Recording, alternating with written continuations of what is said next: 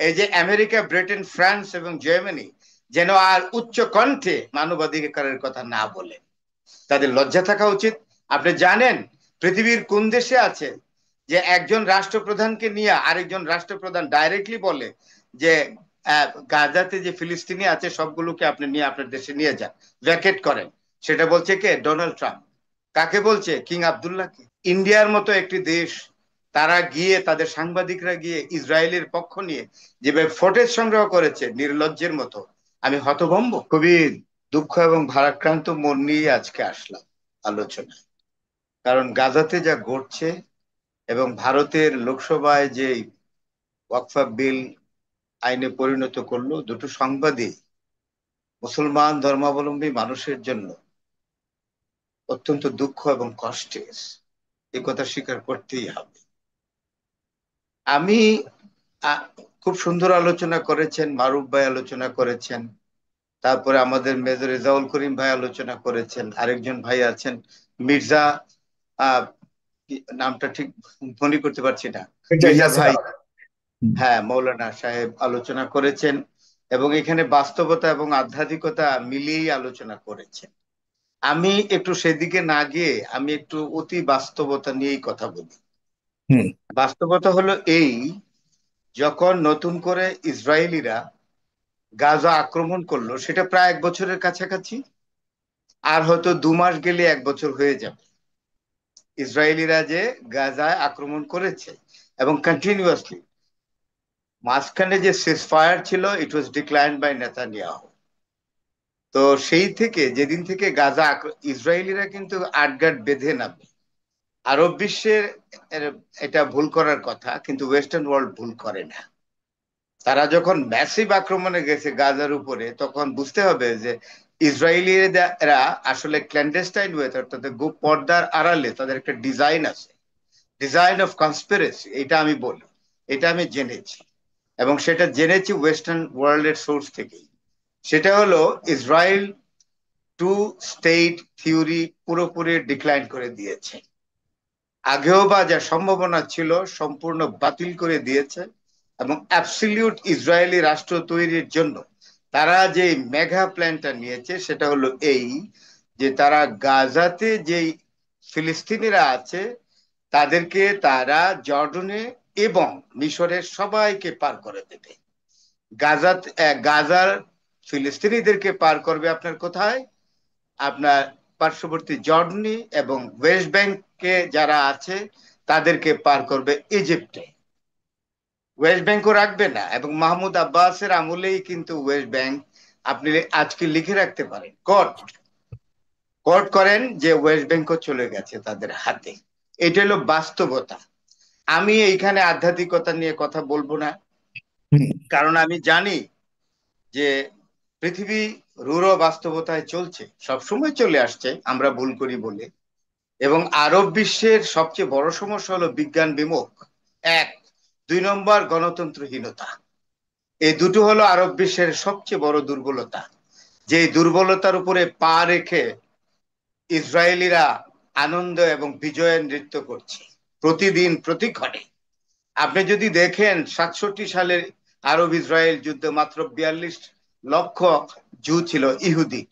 40 থেকে 42 লক্ষ ইহুদিদের সাথে সারা আরব বিশ্ব যুদ্ধ করে পারল না।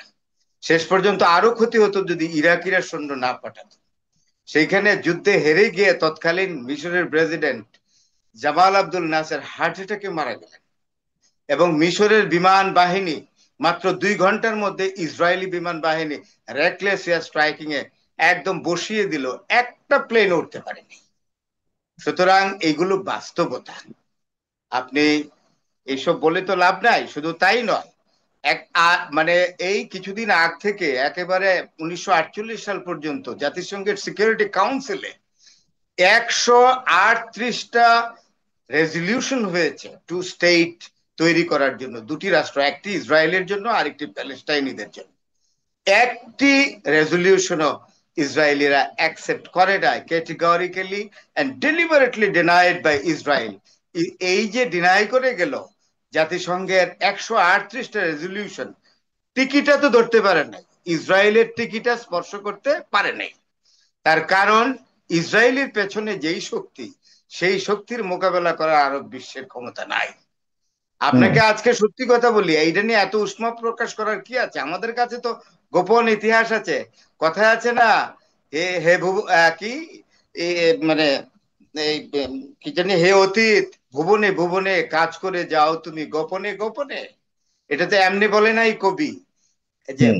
প্রথম বিশ্বযুদ্ধ যখন চলতেছিল, তখন ব্রিটেনের প্রাইম মিনিস্টার, তখন এই যে সৌদির বাদশাহ সৌদ বিন আব্দুল আজিজকে নিয়ে রিভার ক্রস করেছিলেন। রিভার ক্রস করে সৌদি বাদশাহ ডান হাতে ধরে বলেছিলেন যে গিভ ইউ দ্য কমিটমেন্ট। বলে যে কি কমিটমেন্ট দিব? বলে যে আমরা একটা রাষ্ট্র তৈরি করব। কোথায়? প্যালেস্টাইনে। কাদের জন্য? ইসরায়েলিদের জন্য। এক্সেলেন্সি, আপনি বাধা দিয়েন না। বাধা দিলে আপনার সৌদি সিংহাসন থাকবে না। এটা আসলে হেজাজ প্রদেশ, এটাকে আপনার নামে সৌদি আরব বানিয়ে আপনাকে দিয়ে দিলাম। আর যদি ইসরায়েলি রাষ্ট্র তৈরির বিরুদ্ধে একটি কথা বলেন, যেই পথে আসছেন সেই পথে আপনাকে মরুভূমিতে পাঠিয়ে দেব। আপনি তো মরুভূমির লোক। আপনি সুজলা সুফলা হেজাজ প্রদেশ আপনাকে দিয়ে দিলাম। তখন আস্তে করে চুপ হয়ে গেলেন। রাজতন্ত্র কায়েম হলো। তারপরে আমেরি শাসন তৈরি হলো। অগণতান্ত্রিক শাসকরা সৌদি সারা আরব জাহানে বসলো। আমেরিকা আস্তে করে ঢুকে পড়লো। এবং সোজা কথা, আপনার ইসরায়েলিরা যেটা আপনার জায়নিজম প্রতিষ্ঠা করে দিল। বেলফোরকে দিয়া, ফরেন মিনিস্টারকে দিয়ে ডিক্লারেশন দেওয়ালো। রোথ চাইল্ড ফ্যামিলি, যে ফ্যামিলি কন্ট্রিবিউট করেছে টোটাল টাকা যা লাগবে ইসরায়েলি রাষ্ট্র কায়েম করার জন্য, হয়ে গেল। মারুফ ভাই একটু টাচ করে গেছেন। সব কমপ্লিট হওয়ার পরে সেকেন্ড ওয়ার্ল্ড ওয়ার হলো। সেকেন্ড ওয়ার্ল্ড ওয়ারে তো ইট ওয়াজ ডিসাইডেড, অটোমান সাম্রাজ্য ভেঙে গেল। 56টা রাষ্ট্র ছিল অটোমান সাম্রাজ্যের অধীনে। সব শেষ। 1948 সালের ঠিক বিকেল বেলা 4:45 প্রথম ইসরায়েলি সরকার গঠিত হয়। প্রথম প্রাইম মিনিস্টার ডেভিড বিন গরিয়ান, একজন পোল্যান্ডের মাইগ্রেটিং জু, তিনি হলেন ইসরায়েলের প্রধানমন্ত্রী। খেলা তো শেষ। তো এত কথা বলে ইসরায়েল, এই যে কথা, একজন ভদ্র মহিলাকে আমি শ্রদ্ধা ভরে স্মরণ করছি। She is taking life risk every day. তার নামটা একটু সাগর ভাই মনে রাখবেন, দরকার আছে। ভদ্র মহিলা আমাদের জন্য অনেক কাজ, ইসরায়েলিদের প্যালেস্টাইনিদের জন্য জীবন বাজি রেখে কাজ করছেন। তার নাম হলো ফ্রান্সিসকা আলবানেসি। উনি একজন স্পেশাল রিপোর্টার এখন জাতিসংঘের। তাকে অ্যাসাইনমেন্ট দিয়েছে গাজাদের প্যালেস্টাইনিদেরকে দেখার জন্য, রক্ষণাবেক্ষণ করার জন্য। এখন দেখা গেল উনি কয়েকটা ভিজিট করার পরেই তার জীবন সংহারের অবস্থা দেখা দিয়েছে। She has been facing serious crisis of security of a life. এবং লং ইন্টারভিউ দিয়েছেন উনি বিবিসিতে, দিয়েছেন আল জাজিরায়, দিয়েছেন সিএনএন। এই যে ফ্রান্সিসকা আলবানেসি, একজন UN reporter, special reporter to the United Nations Organization, have been appointed by the United Nations exactly to look after the miserable conditions of the Palestinians in Gaza. তার life risk ইসরায়েলিদের হাতে। এখন আজকের খবর, এই যে গতকালকের খবর এবং আজকের খবর, এমন স্ট্রাইকিং হচ্ছে, শিশুদের লাশ আকাশে উঠছে এবং আকাশে উড়ে উড়ে আকাশ থেকে পড়ে গিয়ে দেয়ালে ঠেকছে।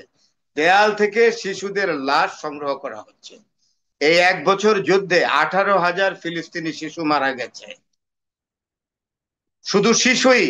আর কত লোক মারা গেলে আন্তর্জাতিক বিশ্ব বলবে যে এটা জেনোসাইড, এটা গণহত্যা? আমি জানতে চাই।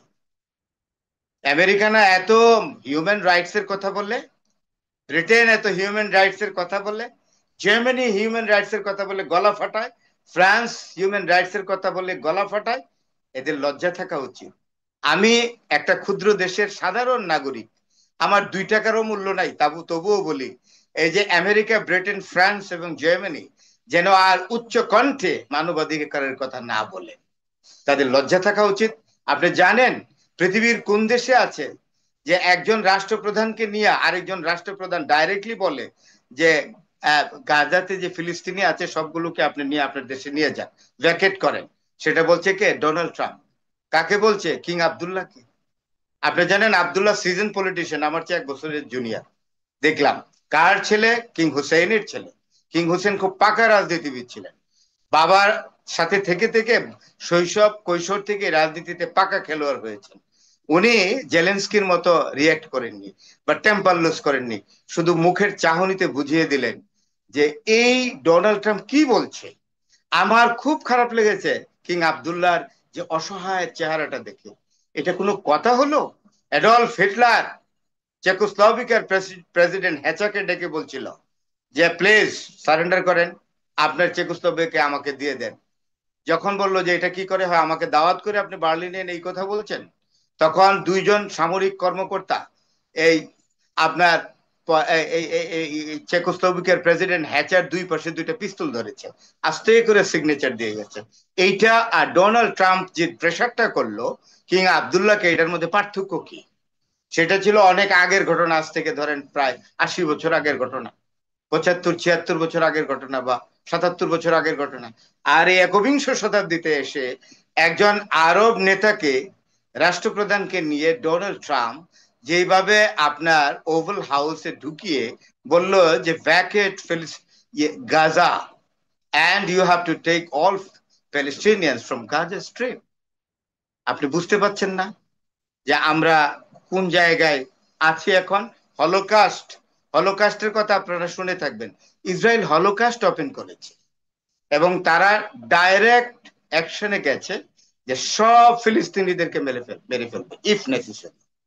যদি তারা ওয়েস্ট ব্যাংকের ফিলিস্তিনিরা যদি আপনার মিশরে না যায়, আর গাজার ফিলিস্তিনিরা যদি জর্ডনে না যায়, তাহলে তাদেরকে ম্যাসাকার করে দেবে। They will be eliminated absolutely from the land of the world. Fact. এবং কিচ্ছু হবে না, ইসরায়েলের কিচ্ছু হবে না, দেখবেন। কারণ তাদের এইটাকে সমর্থন করবে কি বলে জানেন? সুন্দর শব্দ, সেলফ ডিটারমিনেশন। সেলফ ডিটারমিনেশন কখন হয় জানেন ভাই? সাগর ভাই, আপনি যখন আমাকে আক্রমণ করবেন, আমি যখন টিকতে পারবো না, তখন আমার যা কিছু করার যেটা করব এটাকে বলে সেলফ ডিটারমিনেশন। কিন্তু যাদেরকে মারতেছে, যারা কিলার, তারা নাকি সেলফ ডিটারমিনেশনের অধিকারী। এটা হলো আমেরিকা বলে, ব্রিটেন বলে, ফ্রান্স বলে, এবং জার্মানি, ওয়েস্টার্ন ওয়ার্ল্ড বলে। সুতরাং আপনি কোথায় যাবেন?